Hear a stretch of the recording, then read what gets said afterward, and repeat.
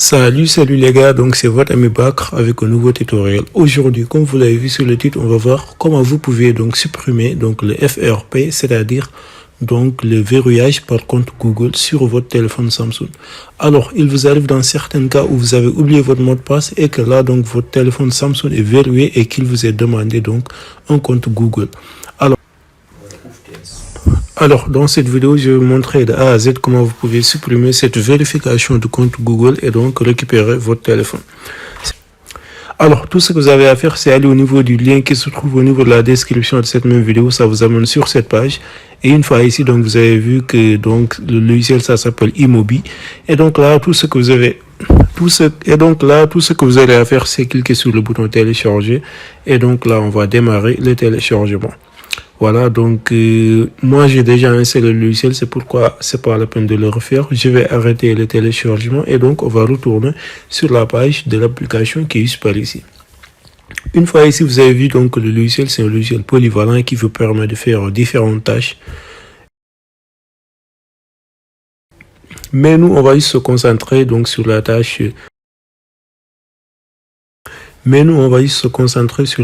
Donc contourner ou bien contournement FRP. Et donc voilà.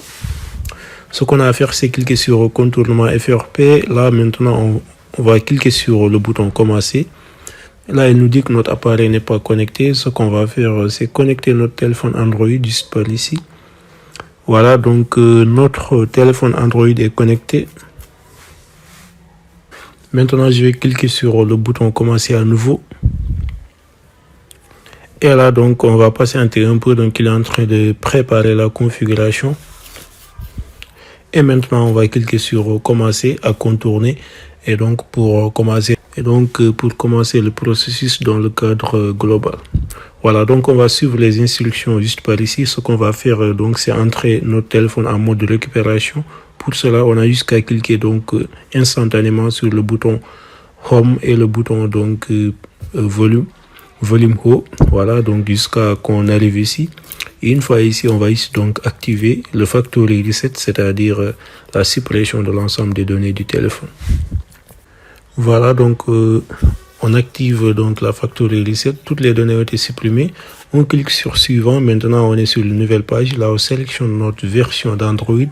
Par exemple, moi, ma version d'Android, c'est le 12. C'est la version 11. Donc, je clique sur 11. Voilà, donc une fois ici, on va continuer à suivre donc les procédures, c'est-à-dire faire le wipe data et donc supprimer le tout et ensuite redémarrer notre téléphone. Voilà, notre téléphone est redémarré. Maintenant, on va reconfigurer le téléphone.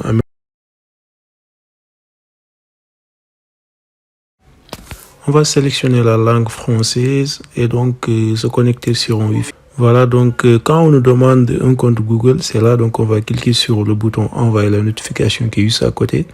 Et là, on va le confirmer sur notre téléphone.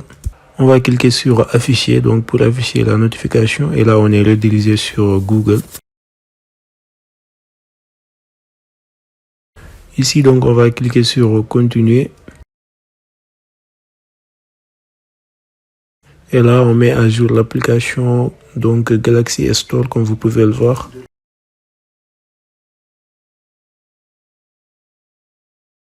Voilà, une fois donc l'application se termine d'être installée, on clique sur ouvrir, donc open.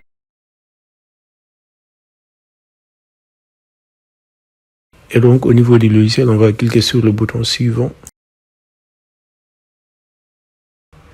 Et donc là, comme vous pouvez le voir, ce qu'on va faire, donc, c'est ajouter ce lien-là, donc ce lien imobi.link et tout, pour que ça nous permette donc de télécharger une APK qui va nous permettre par la suite de supprimer donc le FRP. Le fichier vient d'être téléchargé, donc on va l'ouvrir et ensuite on clique sur le bouton suivant. Et là, donc, on va installer l'application. Et une fois que l'application est ouverte, on va cliquer sur le bouton ouvrir pour l'ouvrir. Et là, donc, on va suivre exactement donc la procédure qui se trouve au niveau de la page ou bien au niveau de l'étape 6.